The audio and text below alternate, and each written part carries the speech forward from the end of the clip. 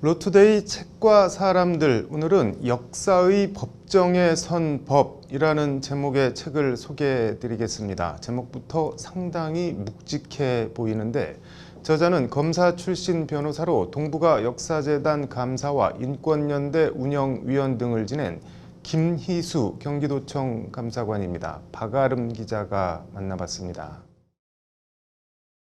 경기도 수원 경기도청 감사관실에서 법률방송 취재진을 만난 김희수 감사관은 거꾸로 우리나라 최초의 근대법원이 내린 판결이 무엇인지 아느냐고 묻는 말로 인터뷰를 시작했습니다. 그렇다면 갑오개혁에 의해서 1895년도에 재판소 구성법이라는 게 만들어지는데, 그래서 근대법원이라는 게 최초로 만들어지죠. 그러니까 그 이전에는 왕이 다 법도 만들고 법도 집행하고 재판도 했었는데, 그게 아니라 이제 분리가 되는. 마치 역사 선생님처럼 우리 역사에 대해 열변을 토하는 김희수 감사관. 그 법원에서 내린 첫 번째 판결이 바로 동학 농민에 대한 전봉준이나 손화중 이런 사람 5명에 대한 사형 판결이었다라는 거죠. 굉장히 비극적인 거고, 어떻게 암울한 근대를 미리 말해주는 것이. 전봉준 유죄 판결부터 형벌 불평등 문제까지 김희수 감사관이 지난달 10일 펴낸 따끈따끈한 신간 역사의 법정에 선 법엔 이 같은 문제의식이 담겨 있습니다. 책은 표지에 근현대사를 지배한 악법과 판결들을 역사의 법정에 세우다라는 문구가 박혀 있습니다. 가령 일제 강점기 때 이 독립투쟁을 한 사람들이 왜 아직까지 유죄로 있어야 되느냐. 암흑했던 그런 시절에 과연 감옥에 갈 사람은 누구였는가, 누가 누구를 심판할 수 있는가. 당장 단재 신채호는 일제의 법정에서 사기와 왜곡한 위조로 유죄 판결을 받았고, 유관순 열사가 받은 죄명은 보안법 위반과 소유죄였습니다. 백범 김구와 조선의열단 단장 김원봉은 테러리스트의 수괴쯤으로, 윤봉길 의사는 살인과 살인미수, 폭발물 취체벌칙 위반이라는 이름도 낯선 죄명으로 사형을 선고받았습니다. 그러면 이들을 유죄로 만든 사람들이 애용했던 법논리가 뭐였고 법이 무엇이었는가. 그에 반해서 독립운동을 하고 민주화운동을 한 사람들의 그런 법과 법논리들은 무엇이었는가. 그런 부분들을 우리가. 책은 이에 법은 무엇이었고 무엇이고 무엇이어야 하나라는 과거와 현재, 미래를 관통하는 묵직한 화두를 던지고 있습니다. 이게 과연 제대로 된 것인가, 무엇이 잘못됐는가, 그걸 꼭 한번 정리를 해보고 싶었고, 이건 단순히 역사적 사실로서가 아니라 법의 관점에서도 좀 정리되고 분석될 필요가 있다라는 그런 생각이 이제 이 책을 쓰게 된. 책은 제1부 역사의 법정에서와 제2부 법이 공정하다는 착각, 크게 두 파트로 구성했습니다. 제1부 역사의 법정에서는 동학농민혁명에서부터 을사늑약, 3.1운동, 임시정부와 독립투쟁 등 근현대사를 관통하는 굵직한 사건들을 법이라는 프리즘으로 해체해보고 있습니다. 일본이 지금도 뭐라고 하냐면 자기들이 우리를 식민지 지배를 하는 것은 적법했다라고 주장하고 있어요. 잘 아시는 것처럼. 그 주장을 한 번도 철회한 적이 없어요. 지금도 마찬가지지 않습니까? 그래서 이 한일 관계가 계속 꼬이고. 책 1부에서 김희수 감사관은 2차 대전 종전 후 프랑스의 나치 협력자들에 대한 강력한 단죄와 무력화된 우리 반미특위를 비교하며 청산하지 못한 역사를 가감없이 지적하고 있습니다. 1940년부터 1944년 9월까지 6년간 나치에 지배당한 프랑스는 공식적으로 사형 선고를 받은 사람만 무려 7천여 명에 달하는데, 우리 반민특위에서 조사를 받은 사람은 682명, 그중 재판을 받은 사람은 41명, 그나마 실형은 단 15명에 불과하다는 겁니다.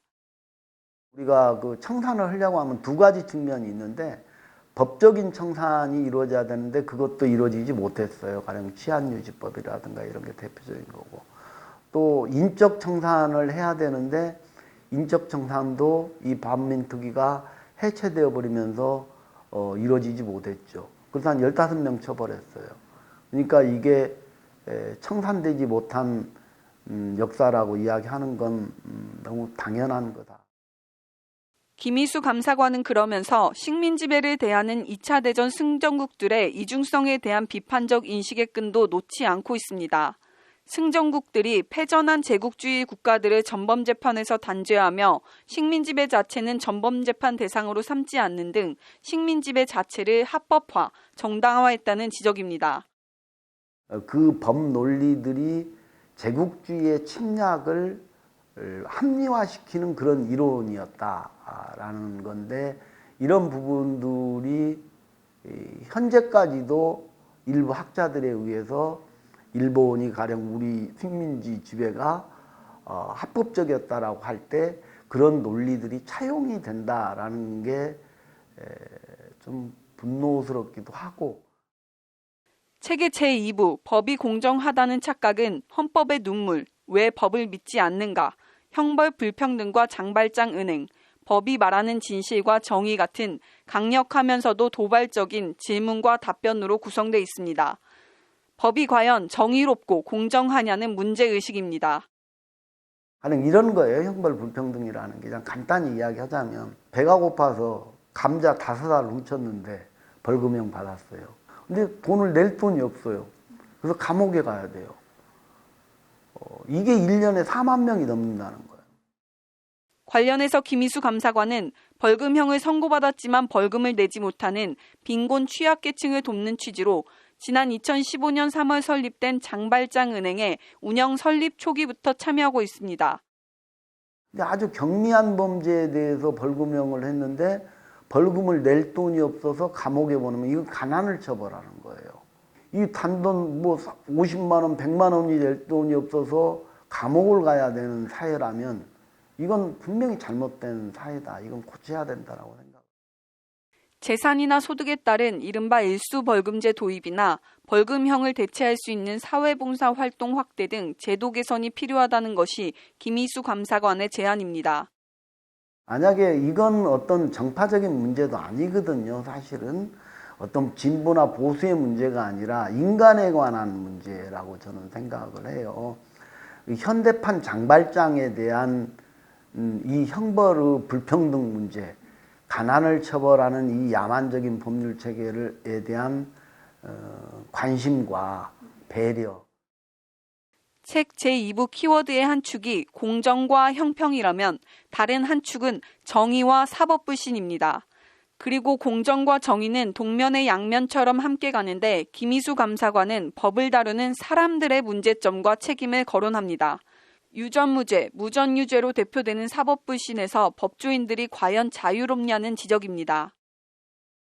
이런 사회적 약자들한테 가혹한 법률, 재벌한테는 뭐 징역 3년에 집행유예 5년이 공식처럼 선고되고 있는데 결국은 이런 법조인들, 사법 현실에 관여하고 있는 사람들이 결국은 잘못했다라는 것이고, 그게 법치주의를 불신하는 가장 큰 이유라고 생각합니다. 우리 요새 흔히 말하는 내로남불 같은 거예요.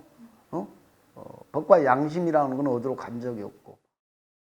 여러 지적과 비판을 던지고 있는 김희수 감사관은 그럼에도 법과 정의는 존재한다는 희망의 끈을 놓지 않고 있습니다. 자세히 보면 디테일 속에 악마만 있는 게 아니라 천사도 있다라는 이야기를 하고 있는 겁니다.